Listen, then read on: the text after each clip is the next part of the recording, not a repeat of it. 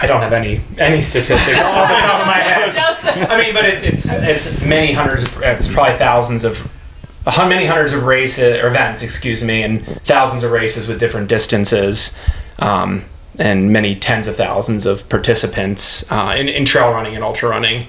In the U.S., it tends to be, I think there are more ultra running events maybe than shorter trail running events, but maybe the participants are slightly equal because some of the shorter events tend to have larger capacities. But it's a very large and vibrant community, but it's unlike maybe some in Europe and definitely in China. I think the growth has slowed. It's still growing, but not as exponentially as it was in the late 20-noughts and 20-teens. So which means like it's not growing. It's growing slowly. It's healthy. It's healthy. It's not sustainable. It's sustainable, but it's not like there was a huge set of growth from like 2007 to 2020, and I don't think it wasn't COVID that set it back. It just kind of got to a good point, and now it continues to slowly grow.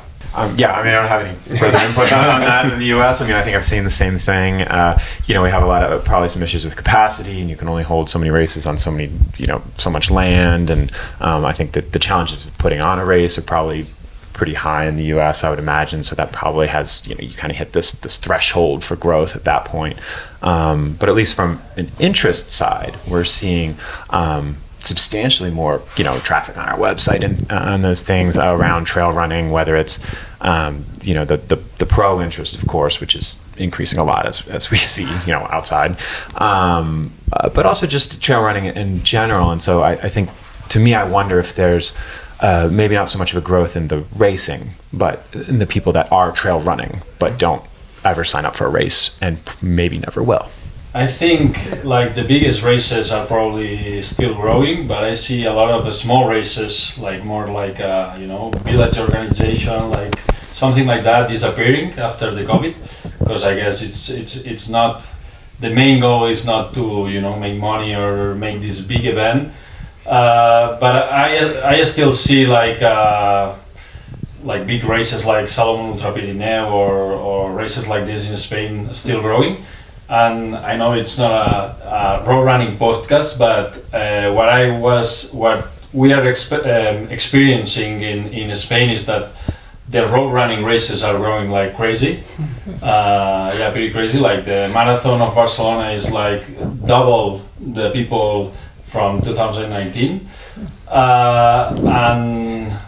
And in Spain, I think like the longest races are still like the biggest races that are long, like 100 miles or whatever, they are still doing well, but most of the longest races that we used to have, they are like making less kilometers each year. So I think between 40 and 50, 60 is the race that most people run right now in Spain.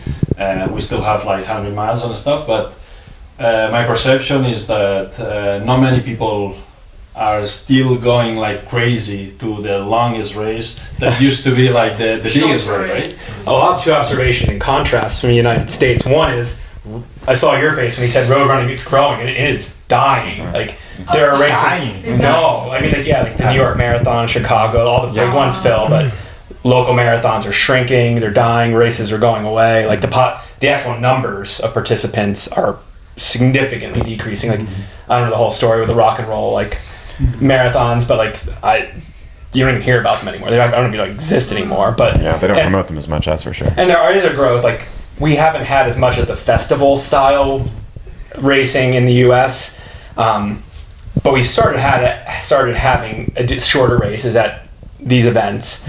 But I think the growth is actually on the long run. Like 100 miles are filling really quickly. Like there's such interest in 200 and 250 mile races. Like there's almost an arms race to go longer, and not necessarily harder, but just I kind of feel that. Like I've done, like if you asked me to go run 100 miles tomorrow, I'd be like, okay, let me go find a pack in the shop, and okay, like that's not like arrogant, but if you've been doing this for a really long time, what's the next thing? Yeah. And I think maybe it's part of that growth curve where in the US, there have been people running 100 milers for 20 or 30 years now. So like, all right, let's try something new. And I've seen that with a lot of friends. Yeah, and it's crazy that the growth of the 200 plus, the ultra long. You're just like, you would never think that distance would find any sort of, you know, growth aside from just very small. But yeah, it's very much like a grabbing, you know, I think it's like a kind of an American attitude, like, what's next on my bucket list? What's, Yeah, you know, and like, not necessarily like your second year in ultra, but if you've been doing it a while, like it's like, oh yeah,